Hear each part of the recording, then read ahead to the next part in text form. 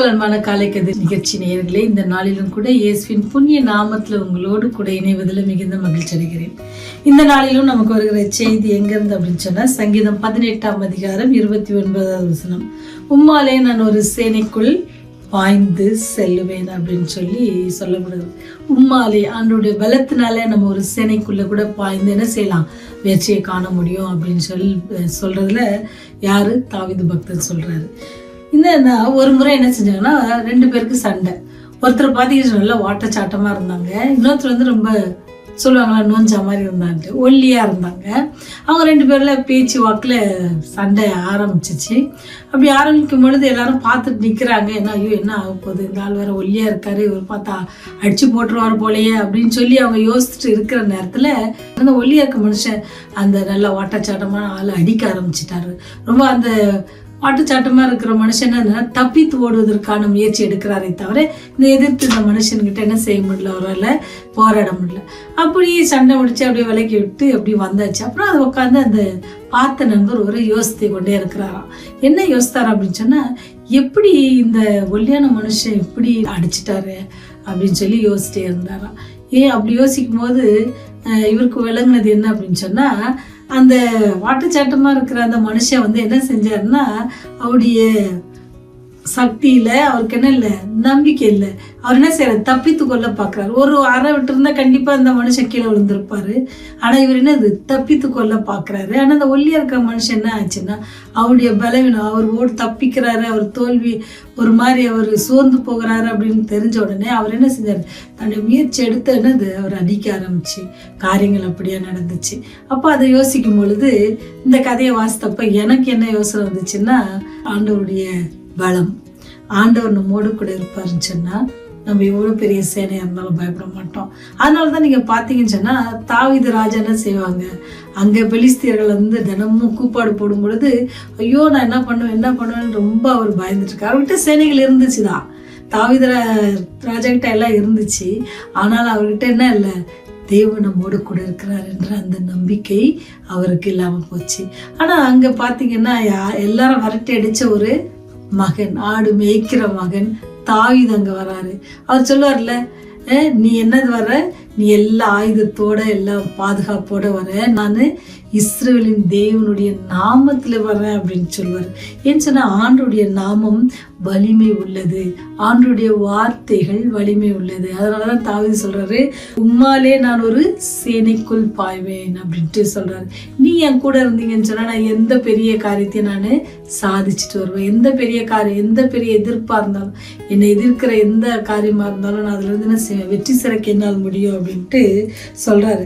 அதனால தான் என்ன செய்வார் அப்படின்னு சொன்னா, அப்பேற்பட்ட அந்த கோலியாத்தை தாவீது மேற்கொள்வார். ஏன்னு சொன்னா அவருடைய பலம், அவருடைய இப்ப நீங்க பாத்தீங்கன்னு சொன்னா ராஜா எல்லாமே இருந்திருக்கும், எல்லா வசதிகள் வாய்ப்புகள் இருக்கும். ஆனாலும் அவருக்கு பயம் இருந்துச்சு. இங்கே இந்த ஆடு மேய்க்கிற சிறுவனத்துல ஒன்றும் இல்லை.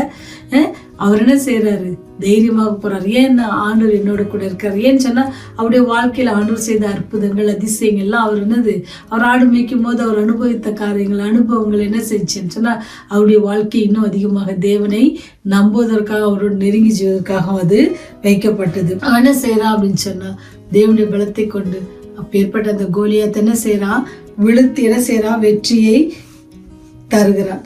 தேவன் நமக்கு அளித்திருக்கும் தெய்வீக வலிமையை குறித்து சரியான விழிப்புணர்வு இல்லாமையால் நாம் அதனால் பயனடைய முடியாது.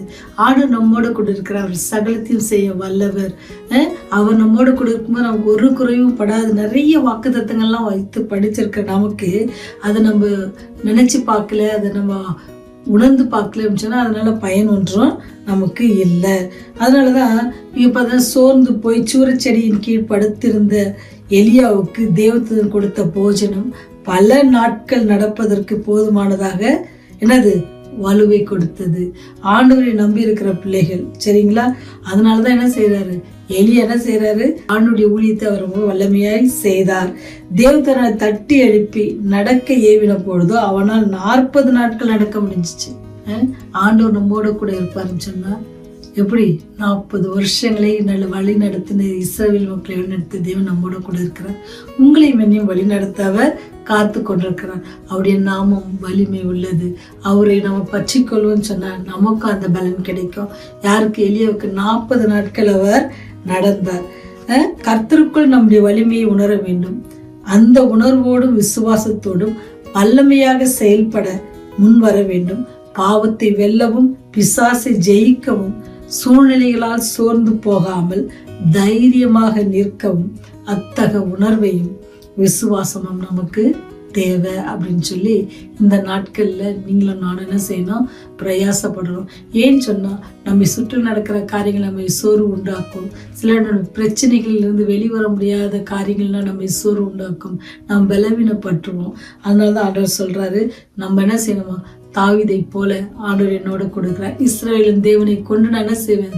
சேனைக்குள் பாய்வேன் அப்படின்னு சொல்லி. இந்த உலகத்துல நம்ம சாத்தான் கர்ச்சிக்கிற சிங்கம் போல சுற்றித்திருந்தாலும் என்னோடு இருக்கிற அவனை காட்டிலும் பெரியவர் என்று சொல்லி நீங்களும் நானும் உறுதியாய் பற்றி கொண்டு விசுவாசத்தோடு அவரை பின்தொடர்வோம்னு சொன்னா நமக்கு என்ன இல்லை? பயம் இல்லை. உயர்ந்த சிந்தனைகளால் உனக்குள் மட்டும் மகிழாதே, அதனை செயல் வடிவமாக்கி பிறரையும் மகிழவை அப்படின்னு சொல்லப்படுகிறது. நீங்க உங்கள் வாழ்க்கையில தேவன் உங்களோட கூட இருக்கிறார், எல்லாவற்றையும் செய்ய அவர் வல்லவர்னு சொல்லி நீங்க உங்க வாழ்க்கையில நீங்க என்ன செய்வீங்க? சொல்வீங்கன்னு சொன்னா அது அநேகருக்கு என்னது? அது ஆண்டுடைய நாமத்தை வெளிப்படுத்தாது உதவும். ஆண்டுடைய நாமத்தை மகிழ்ப்படுத்தாது உதவும். அப்பேற்பட்ட காரியத்தை செய்ய இந்த நாள் நீங்க பயன்படுத்தி கொள்ளுங்க. ஜெபம் செய்வோமா? ஆண்டவரே, நீர் எங்களோடு கூட இருக்கும் பொழுது எங்களுக்கு ஒரு குறைவும் இல்லை.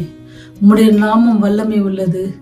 ஆண்டவரே, உம்முடைய வார்த்தைகள் தெய்வீக வார்த்தைகள். ஆண்டவரே, உடைய வார்த்தைகளை நாங்கள் பற்றி கொண்டு அதன் மேல் விசுவாசம் உள்ளவர்களாக ஆண்டவரே நாங்கள் சேனைக்குள் பாய இந்த உலகத்தில் ஜீவிக்க நீர் பலத்தை எங்களுக்கு தர வேண்டுமா கெஞ்சி கொண்டாடுகிறோம் தகப்பனே. ஒவ்வொரு நாளும் நாங்களுடைய அன்பிலை நிலைத்திருக்க கிருபை செய்யுங்க. தாவீதை போல நாங்கள் எல்லா சூழ்நிலும் நாங்கள் இஸ்ரவேலின் தேவனுடைய நாமத்தை கொண்டு வாழ்கிறோம். அவருடைய நாமத்தினால் வெற்றி சிறப்போம். அவருடைய நாமத்தினால் எங்களுடைய வியாதியிலிருந்து விடுதலை பெறுவோம் என்று சொல்லி நாங்கள் விசுவாசத்தோட காத்து கொண்டிருக்கிற ஒவ்வொரு பிள்ளைகளுக்காக செபிக்கிறோம். விசுவாசத்தோட எங்களுடைய பிள்ளைகளுக்கு நல்ல வரன் கிடைக்கும் என்று காத்து கொண்டிருக்கிற பெற்றோர்களுக்காக செபிக்கிறோம். ஆண்டவரே, கற்பத்தின் கனிக்காக காத்து கொண்டிருக்கிற பிள்ளைகளுக்காக செபிக்கிறோம். விசுவாசத்தோடு காத்து கொண்ட பிள்ளைகளுக்கு ஆண்டவரே நீர் தயவு செய்ய வேண்டுமா அவருடைய பாத்தில கெஞ்சி நிற்கிறோம். ஆண்டவரே படிப்பில் ஆண்டவரே அதிக கவனம் இல்லாதபடிக்கு இருக்கிற பிள்ளைகளுக்காக செபிக்கிறோம். ஆண்டவரே ஞாபக சக்தி குறைவா இருக்கிற பிள்ளைகளுக்காக செபிக்கிறோம். கீழ்ப்படியாத இருக்கிற பிள்ளைகளுக்காக செபிக்கிறோம். ஒவ்வொருவரும் நீங்க பாதுகாத்துக் கொள்ளுங்க. உடைய வழியில் நடத்துங்க. ஆவியான ஒத்தாசை பிள்ளைகளுக்கு கட்டளையிடுங்க. உடைய ரத்த கோட்டைக்குள்ள மறைத்தாண்டவரே சாத்தானின் பிடித்த எல்லா வாலிப பிள்ளைகளையும் நீங்க மீட்டுக் கொள்ள விடமா கெஞ்சி கேட்கிறோம்.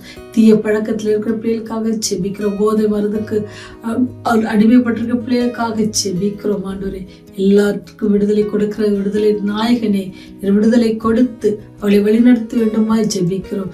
எல்லோரும் விசுவாசத்தில் பலப்பட கிருபை செய்யுங்க. பாதுகாத்துக் கொள்ளுங்க, வழிநடத்துங்க. இயேசுவின் வழியை ஜெபிக்கிறோம் ஜீவனுள்ள நல்ல தகப்பனே. ஆமென், ஆமென்.